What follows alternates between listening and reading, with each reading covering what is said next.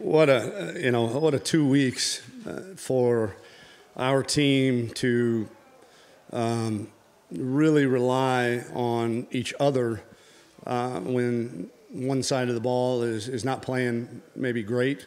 The other side of the ball plays well and has their back. And that was, we went into halftime. They had 18 yards rushing. Obviously, we didn't defend the pass very well, but, and then they came out and their wildcat quarterback, and we didn't handle it very well. And the one thing that was so very encouraging was there was never any dejection on defense. There was never any head hanging. There was never any finger pointing. It was just, let's get this fixed. And the same thing on offense. There was no, here we go again. There was no head hanging. There was just, hey, we got to go pick our brothers up. And we did. That's a heck of a football team we just played. As physical as it gets in the country probably. And they played to the very end, and we did as well. And was just so proud of our guys' response to, the things that happened throughout the course of that game. And, that on offense, that defense is designed to stop the run. They were, I don't know where they were in the country in rush defense, but it was pretty high up there. I think they were first in the conference in rush defense. And, all of that stuff they do is designed to spill to the quarter safeties and make plays. And so we knew we were going to have to throw it a little bit, and we responded, especially in the second half when they were coming after us and playing a lot of zero coverage. And, you can't run the ball into zero coverage. You got to throw it and throw screens and quick game. And, I thought Sam and the O-line and the wideouts handled that well. There's things they could do better. But, in conclusion, really proud again of the way this was such a team win, and really the last 2 weeks, how much we've grown up.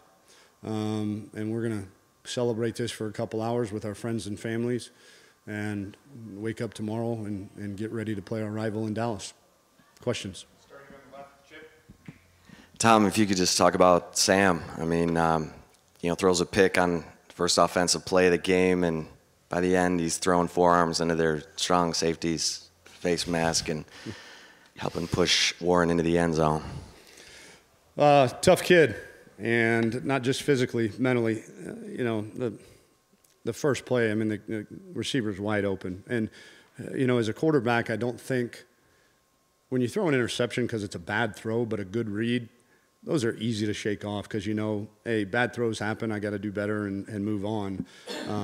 It's when you throw interceptions because you were confused that I think is when quarterbacks get rattled a little bit. But first play of the game, had the guy by 2 or 3 steps and just underthrew him. And number 2's a heck of a corner, and he made a great play.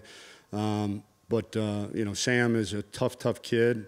I told the TV, I told the radio, there's a lot of things that, to the naked eye, he made a lot of freshman mistakes out there. So he certainly got a lot of room for improvement. But I think, those mistakes, he overcomes with tenacity and toughness and, kind of moving on to the next play. Stay over here, Kirk. Yeah, Tom, how much momentum do you feel like your team has, and are you ready to say you have a good football team? I think we've got a good momentum. There's positive energy, if that's what you mean. I think each week in college football is its own entity. They're all mutually exclusive, but there is a lot of positive energy in that locker room right now. I've had numerous players tell me, Coach, this is as close as we've been as a team in a long, long time, and that feels good. Are we a good team? I think we have the potential to be when we play. We can't afford to play our B game and beat anybody, and that's okay. that just means we got to bring our A game each and every week, and that's a testament to how good the Big 12 is. I said on the radio the other day, there are some conferences where the upper echelon of that conference can go into the lower echelon and not play really well and still come out with a win, where I think in the Big 12 there's a ton of parity, and you better strap it up each and every week and bring your A game if you want to win. Tom, 50 pass attempts, no sacks. What are your thoughts about the way Sam was kind of able to elude some pressure and the way this line with two new starters played today? Yeah, I mean that's a line with a true freshman at right tackle. You can call him a sophomore if you want, but Denzel Okafor played 26 snaps I think or something like that last year. So basically a redshirt freshman at left tackle, and then Terrell Cooney at center, a guy that's hasn't really played really many meaningful snaps here at the University of Texas. So, boy, did they rise to the occasion. They played well, and when they made mistakes or gave up some leakage, Sam was able to kind of make them right by using his feet to get out of some trouble. And again, that's a team that we knew we were going to have to throw the football on a little bit to win the game, just because of how loaded the box becomes, and it doesn't look so at the beginning, but all of a sudden the ball is snapped and both outside linebackers and both quarter safeties are coming to support the run, and so we knew we were going to have to throw it a little bit, and I thought the O-line and Sam and the receivers did that admirably.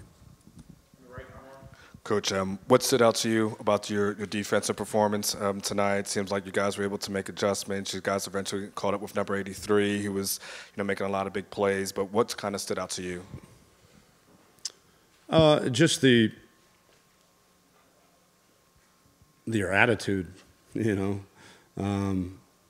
where it's like, okay, we gave up 18 yards rushing, but some big plays in the pass game in the first half, and it's okay, well, let's get the pass game fixed, and then all of a sudden here comes the Wildcat quarterback, and they're running the ball all over the place on us. Okay, we got to get the Wildcat quarterback stuff fixed, and you're right, we did make some really good adjustments as a coaching staff and as players. They were seeing some runs that we hadn't fit in practice, and part of that is playing defense and fitting specific runs specific ways, and getting the proper hats and the proper gaps. And but like I said in the opening statement, just really happy with are you ever happy giving up 394 yards and 34 points? Not really.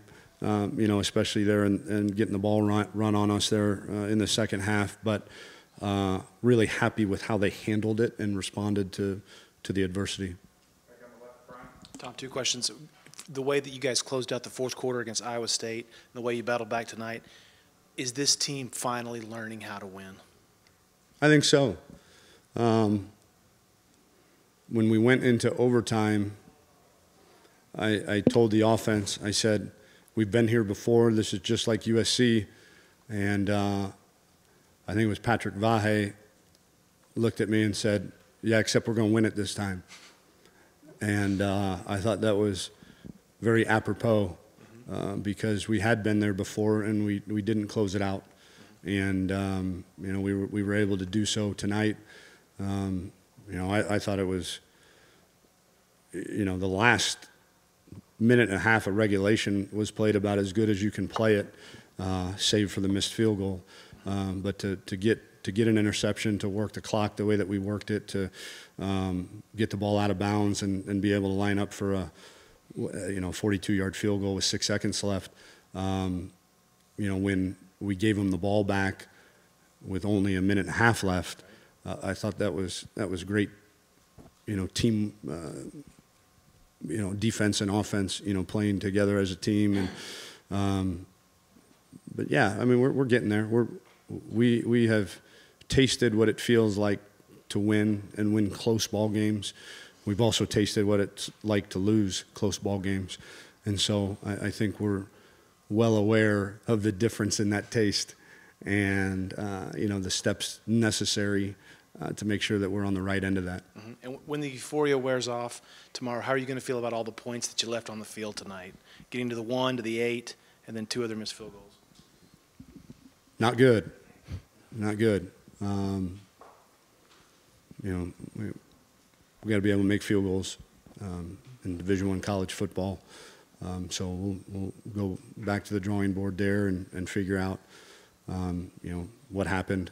And then, the first drive down to the 1, that's on me. They were so consistent in what they were doing on the goal line, and they jumped into something a tad bit different, and I didn't do a good job adjusting. And I told our kids that at halftime. I said we should have 28 points. The 7, that's on me. And nobody batted an eye. They say we got you, coach. No big deal. I mean, every play is designed to score. Let's not kid ourselves, but some are better against some defenses than others. And I thought after that drive, we did a much better job of getting our guys into good plays down there in the red zone. Reggie Hemphill had a big night. Where have you seen the most growth from him over the last even 3 or 4 weeks? Maturity. Yeah. Maturity. This is a kid that, he's in the top 5 or so kids that when you say on our team, when you say who really loves to play football, who loves to practice, who loves to play, his name is one that pops up into my head, at the upper end of that list. And so his effort level has never been an issue. His passion for the game has never been an issue.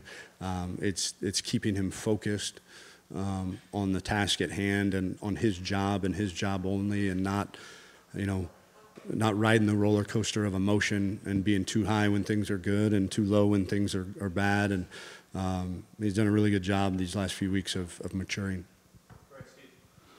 Coach, I mean, when you're playing Kansas State, you're going to get a physical game, that they don't make a lot of mistakes. But Coach Snyder's team did make some mistakes tonight. Did you feel like you out-physicaled them a little bit in this game and just really performed when you needed to in the clutch? I'll have to, watch the film to say whether we out-physicaled them. I can say, sitting up here, we at least matched their physicality. And that was, on Sunday. We came in this team meeting room right here, and we said, this will be the most physical team you play all year. They pride themselves on that. They've got, a Hall of Fame coach that has taken what was, the losingest program in college football and turned it into a perennial, bowl team, if not championship contender. And he's done it by instilling a culture of physicality and toughness. And so we knew what was coming down the pipe, but we also knew what we were capable of too, especially defensively. And, whether we were more physical than them, I'm not sure, but I know we at least matched it. Time for 3 last ones. Elmore, Nick, and then Sam. Coach, I know you need to look at film a little bit, but just when you look at your young offensive line, you look at what Okafor, Cooney, Kerstead are making a second start, just general, impressions on how you feel like the line may have performed tonight. I felt really good. We threw the ball 50 times and we didn't bat an eye. We knew running the football against their base defense was going to be difficult, but we trudged through some 3 and 4 and 5 yard runs that were good. I don't believe we had. Do we have a holding call? No holding calls, or at least definitely minimize them. It was a good defensive front. I mean, that's the strength of their team, is their front 4 and their linebackers. And, to have 546 yards and 40 points on a team with that kind of defense, you don't do that without good offensive line play. Tom, do you think the double overtime loss against USC, do you think that helped prepare your players for this kind of adversity and to not only be in the middle of it this time, but to kind of overcome it? Yes. I mean, I don't know any other way to expound on that other than I think anytime something is not foreign to you, it helps settle the nerves a little bit, I guess, and allows you to play with more confidence, and I think we did that in both overtimes. Tom, at what point did you know Sam was your starter tonight, and how does this play tonight factor into your decision next week? I'm not going to think about the decision of who's going to play quarterback next week until I watch the film and see how healthy Shane is. But we knew probably midweek, that Shane did practice limited, but it was very limited. Didn't take any team reps, and when you don't do that, maybe one day, but when you go through 2 practices and you don't do that, then it's as good a player as Shane is and as cerebral as he is. It's probably not fair for the rest of the offense to put a guy in that hasn't taken any meaningful reps in practice, especially when you know that the backup is certainly capable of winning football games for you.